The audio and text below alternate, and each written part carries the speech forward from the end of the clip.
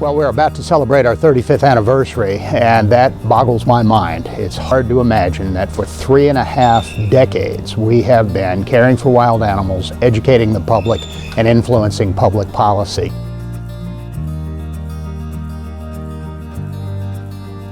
Wildlife Center of Virginia was established and formally incorporated on November 9th of 1982, 35 years ago.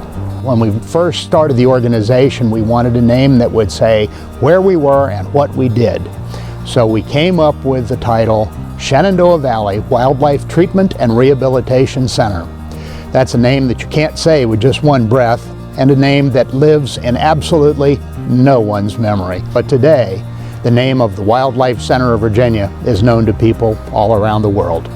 When the Wildlife Center first started, we didn't have a sophisticated facility like we have today. In fact, we didn't have a facility at all. We started our work in a barn that was on the farm where I was living, and we didn't even use the whole barn. We had to share the barn with horses. There were 10 stalls in this 100-year-old barn. We used 5 of them for enclosures for wildlife and reserved the other 5 to rent out to people boarding their horses and helping us pay the bills. We got an intake of 5 patients almost immediately. We got 1 red-tailed hawk, a red-shouldered hawk, a couple of owls, and a seagull. And the red-tailed hawk was non-releasable but became our first education ambassador. She was known as RT, cleverly enough for red tail, but she's the one who taught me a lot about handling wildlife and who was my partner in educating literally tens of thousands of people. During our first full calendar year of operation, which was 1983, we admitted about 120 animals. Well, that was a lot more than we ever imagined possible. And yet today, by contrast, we've had single days where our patient intake in one day has been 140 animals. Today, we look back on our case log of more than 75,000 wild animals that have received care by the Wildlife Center of Virginia, and that's nearly 300 species of wildlife. In 1985, we had a double-wide mobile home constructed specifically to meet our needs. That first double-wide hospital was the very first hospital specifically for wildlife ever constructed in the United States. In 1995, we were able to mount an effective capital campaign and build what is today one of the leading technologically advanced wildlife hospitals in the world. It's a state-of-the-art facility with every modern veterinary convenience and technology that enables us to diagnose and treat a wide variety of wild patients. In our outdoor animal enclosures, we have every type of enclosure needed to care for the wildlife that comes to us for treatment.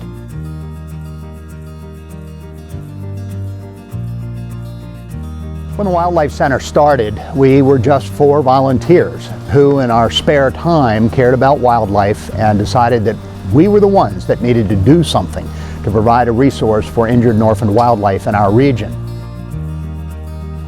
Today, our team has grown to just over 20 professionals, and we have a variety of students and interns who are here assisting them and learning from them. We have received students from every single veterinary school in the United States and Canada, and students and professionals from more than 40 other countries. Every case that comes in gives us a lesson to teach and something to learn. Very soon after we started, we realized that the leading cause of injuries to all of our patients were people and their pets and the things that people do, day-to-day decisions that they made. So as a former teacher myself, I was very committed to using these experiences and insights as a means through which to teach the public to interact with wildlife more properly and to coexist with them more effectively. That first year, we reached approximately 10,000 people, but today, our outreach department reaches more than 1 million people a year through social media outreach and through our website. While we now embrace technology as our primary vehicle for spreading the word about conservation and the appropriate interaction with wildlife, we still believe that a face-to-face experience is something that you just can't replace.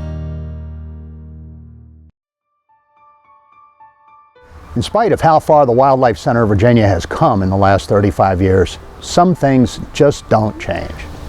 Since the beginning, the Wildlife Center of Virginia has operated on a set of core beliefs, and among those beliefs is that every single animal deserves to be treated with respect and has inherent dignity that we must honor. When we get an animal that needs help, we give it help. Whether it's a bald eagle, a hummingbird, a common species, or an endangered species, every single animal deserves our best, and indeed, that's what we give. The mission of the Wildlife Center does not change. The Wildlife Center of Virginia, a hospital for native wild animals, teaching the world to care about and care for wildlife and the environment. That mission statement became the foundation on which our organization has built a worldwide program. When we chose to use the word teaching instead of teaches, it implied that we are constantly teaching, that teaching is the heart of what we do. It's open-ended and it's ongoing, and for the last 35 years, it has not paused for a moment.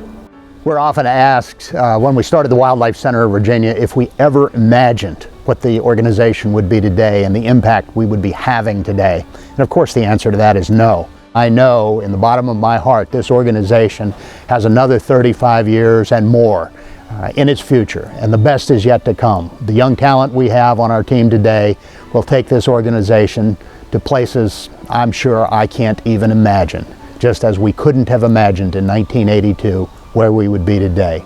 With the support of our loyal contributors and donors, our friends and colleagues, the best is yet to come.